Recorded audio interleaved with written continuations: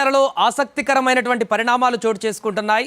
So ఈరోజు ఉదయం అసెంబ్లీలో విజయ్తో పాటుగా గెలిచినటువంటి ఎమ్మెల్యేలందరూ కూడా ప్రమాణ స్వీకారం చేసిన తర్వాత తాజాగా స్టాలిన్, మాజీ ముఖ్యమంత్రి స్టాలిన్ ఇంటికి ముఖ్యమంత్రి విజయ్ వెళ్లడం ఆసక్తికరమైనటువంటి పరిణామంగా మారింది. తమిళ రాజకీయాలు మొత్తం కూడా ఇప్పుడు స్టాలిన్ ఇంటికి విజయ్ వెళ్ళినటువంటి సందర్భం పైన చర్చించుకుంటున్నాయి. ఎందుకంటే నిన్న ఆల్రెడీ సీఎంగా ప్రమాణ స్వీకారం చేసిన తర్వాత విజయ్కి స్టాలిన్కి రివర్స్ కౌంటర్ అటాక్ అన్నట్టుగా కొంత ఆ యొక్క పరిస్థితి కనిపించింది. హీట్ వాతావరణం, ఎందుకంటే ఖజానా ఖాళీ చేశారు డిఎంకే ప్రభుత్వం అంటూ విజయ్ కామెంట్లు చేయడం, దానికి కౌంటర్గా అటు మాజీ ముఖ్యమంత్రి స్టాలిన్ కూడా ఖజానా ఖాళీ కాదు, మేము నిబంధనల మేరకే అప్పు చేయడం జరిగింది, అండ్ కరోనా విపత్కర లాంటి పరిస్థితుల్లో కూడా తమిళనాడులో ఉన్నటువంటి సంక్షేమ పథకాలను ఎక్కడా కూడా మేము వెనకడుగు వేయలేదు, పూర్తిగా అందించాము, కేంద్రం నుంచి సహకారం అందించకపోయినా కూడా పర్ఫెక్ట్గా ప్రభుత్వ పాలన యంత్రాంగాన్ని ముందుకు తీసుకెళ్లామంటూ కూడా కౌంటర్ ఇవ్వడం జరిగింది స్టాలిన్. ఇలాంటి ఉత్కంఠమైనటువంటి పరిస్థితుల్లో ఈరోజు నేరుగా ముఖ్యమంత్రి విజయ్ ఆ స్టాలిన్ ఇంటికి వెళ్ళడం, అది కూడా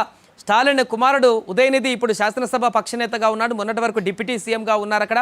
సో ఇప్పుడు డిఎంకేకి శాసనసభ పక్షనేతగా ప్రతిపక్ష నేతగా ఇప్పుడు వ్యవహరిస్తున్నాడు. అసెంబ్లీలో ప్రమాణం చేసిన తర్వాత వీరిద్దరూ అక్కడ ఇంటికి వెళ్ళినటువంటి ఉదయనిధి నేరుగా బయటకు వెళ్ళి విజయ్ని ఆహ్వానించి బయట నుంచి ఇంట్లో వరకు దగ్గరుండి విజయ్ని ఇంట్లోకి తీసుకువెళ్ళినటువంటి దృశ్యాలు ఇప్పుడు సోషల్ మీడియాలో తెగ వైరల్ అవుతున్నాయి. ఆ తర్వాత ఇంట్లోకి వెళ్ళిన తర్వాత స్టాలిన్తో భేటీ అయ్యి కాసేపు ముచ్చటించడం జరిగింది విజయ్. ఎందుకంటే విజయ్కి మొదటిసారి ముఖ్యమంత్రి అవుతున్నాడు. అంతకుముందు శాసనసభలో ఎమ్మెల్యేగా కానీ ఎంపీగా కానీ ఇంకా ఎలాంటి రాజకీయపరమైనటువంటి అనుభవం లేనటువంటి వ్యక్తి విజయ్. హీరోగా తప్ప పొలిటికల్గా ఇంతవరకు ఎలాంటి ఎక్స్పీరియన్స్ లేనటువంటి వ్యక్తి మొదటి టైమే ముఖ్యమంత్రిగా అవ్వడం, ప్రభుత్వం మొత్తం కూడా తన చేతుల్లోకి రావడం అనేది తనకు ఖచ్చితంగా ఆ ఎక్స్పీరియన్స్ లేనటువంటి విషయం అయితే స్పష్టంగా మనకు చిన్న చిన్న విషయాల వల్ల అర్థమైపోతుంది. కాబట్టి విజయ్ ఇలా రాజకీయ పరిణామాలన్నింటినీ తెలుసుకొని ముందు జాగ్రత్తగా అందరినీ కలుపుకొని వెళ్ళేటువంటి దిశగా అడుగులు వేస్తున్నట్టుగా రాజకీయ విశ్లేషకులు చెప్తున్నారు. ఎందుకంటే ప్రధానమైనటువంటి ప్రతిపక్ష నేత ఇప్పుడు డిఎంకే పార్టీనే.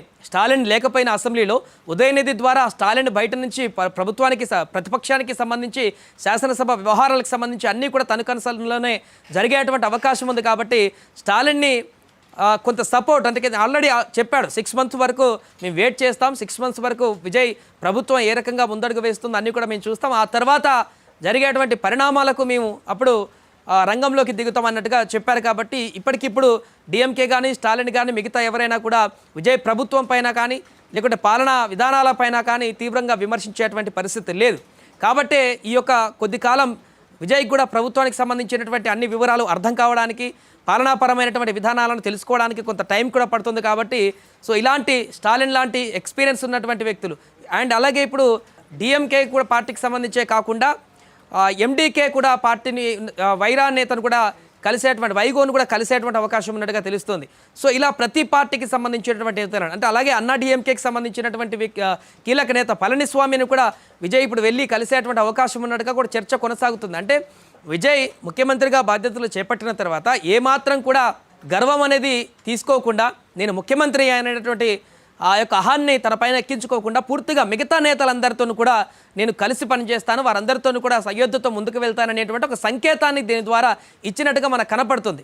ఆల్రెడీ నిన్న తను చేసినటువంటి ఒక కామెంట్కి వెంటనే స్టాలిన్ నుంచి వచ్చినటువంటి రియాక్షన్ చూడడం జరిగింది. ఈ నేపథ్యంలో కొద్ది రోజుల వరకు, కొంతకాలం వరకు ఎలాంటి ఇబ్బందులు లేకుండా విజయ్ ప్రభుత్వానికి, పాలనా యంత్రాంగానికి, తను చేసేటువంటి పనులకు మేనిఫెస్టోలో చాలా విషయాలని అమలు చేస్తామని చెప్పారు. కాబట్టి వాటన్నిటిని అమలు చేయడానికి కొంత సమయం పడుతుంది. కాబట్టి ఈ సమయంలో అంతా సెట్ బ్యాక్ చేసుకొని ప్రభుత్వానికి సంబంధించినటువంటి ఎన్ని నిధులు ఉన్నాయి, ఏ బడ్జెట్లో ఆర్థికపరమైనటువంటి అంశాలు ఏ రకంగా ఉన్నాయి, ఆయన ఇచ్చినటువంటి మేనిఫెస్టోని ఎలా భర్తీ చేయాలి, ఒక్కొక్క దానికి ఏ రకంగా షెడ్యూల్ చేయాలి, వీటన్నిటిపైన సెర్చ్ చేయడానికే విజయ్కి చాలా సమయం పట్టేటువంటి అవకాశం ఉంది. కాబట్టి ఈలోపు రాజకీయపరమైనటువంటి ఇబ్బందులు రాకుండా ప్రతిపక్షాల నుంచి, విపక్షాల నుంచి, తనకు మద్దతు తెలిపినటువంటి పార్టీల నుంచి కూడా ఎలాంటి ఇబ్బందులు రాకుండా ఉండేందుకు ఒక పాజిటివ్ వైబ్రేషన్ని తీసుకురావడానికి విజయ్ అందరి దగ్గరికి వెళ్ళి స్వయంగా తనే ముఖ్యమంత్రి అయినప్పటికీ కూడా ఎలాంటి భేదాభిప్రాయాలు లేకుండా వారందరి దగ్గరికి వెళ్ళడానికి ప్రయత్నం చేస్తున్నట్టుగా కనపడుతుంది. ఒక స్టాలిన్నే కాదు, ఇప్పుడు మాజీ ముఖ్యమంత్రి స్టాలిన్కి మొదటి ప్రియారిటీ ఇచ్చి ఇప్పుడు వారి ఇంటికి వెళ్ళి కలిసి అక్కడ శాల్వాలు కూడా కప్పడం జరిగింది. స్టాలిన్ అక్కడికి వచ్చినటువంటి సందర్భంలో ముఖ్యమంత్రిగా ఇక్కడ పాలన పరమైనటువంటి విషయాలు తీసుకునేటువంటి నేపథ్యంలో ఆయనకు శుభాభినందనలు కూడా తెలిపారు. సో ముందుకు ప్రభుత్వాన్ని సక్సెస్ఫుల్గా తీసుకుపోవాలంటూ కూడా కొంత కంగ్రాచులేషన్స్ కూడా చెప్పడం జరిగింది. ఆ తర్వాత విజయ్ మాట్లాడుకున్నట్టుగా తెలుస్తుంది. అంటే రాష్ట్రానికి సంబంధించినటువంటి పరిణామాలు, రాజకీయ పరిణామాలను ఏం మాట్లాడుకున్నారో తెలియదు, కానీ లేకుంటే కొంత సజెషన్లు కూడా తీసుకుని ఉండొచ్చు. ఎందుకంటే స్టాలిన్ చాలా సీనియర్ నేత, శాసనసభలో చాలా సంవత్సరాల నుంచి ఉన్నారు, ముఖ్యమంత్రిగా కూడా పనిచేసినటువంటి వ్యక్తి. రాష్ట్రానికి సంబంధించిన అన్ని ఆర్థిక పరిస్థితులు కానీ, వ్యవస్థలకు సంబంధించిన అన్ని వివరాలు కూడా తనకు తెలుసు.